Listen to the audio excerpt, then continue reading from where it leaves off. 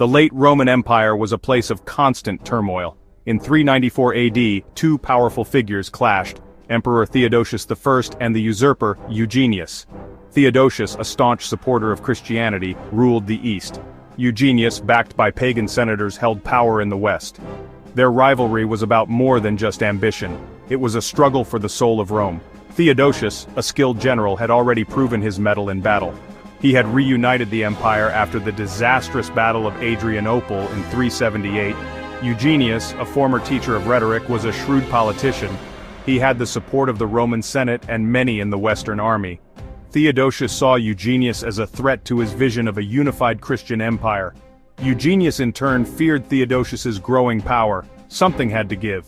The tensions between the two erupted into open conflict, setting the stage for a battle that would decide the fate of the Roman Empire. The conflict between Theodosius and Eugenius was years in the making.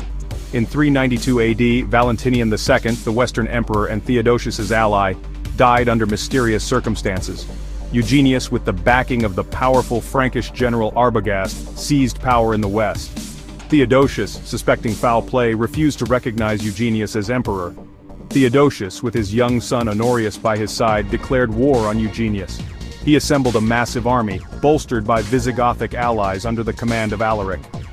Theodosius's army marched west, aiming to confront Eugenius in Italy. Eugenius, aware of Theodosius's advance, prepared his defenses. He stationed his forces at the eastern edge of Italy, in the Julian Alps. The narrow passes of the Alps offered a natural choke point, giving Eugenius's troops a tactical advantage. The stage was set for a bloody confrontation.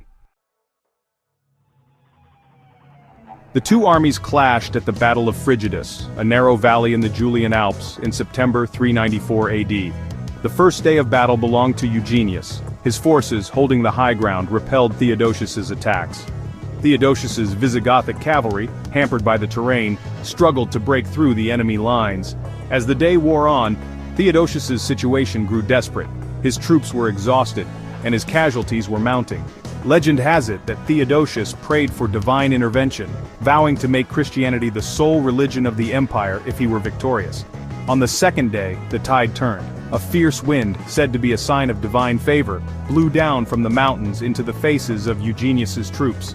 Theodosius launched a renewed assault, and his troops, reinvigorated, broke through Eugenius's lines. Eugenius's army crumbled, and he himself was captured and executed.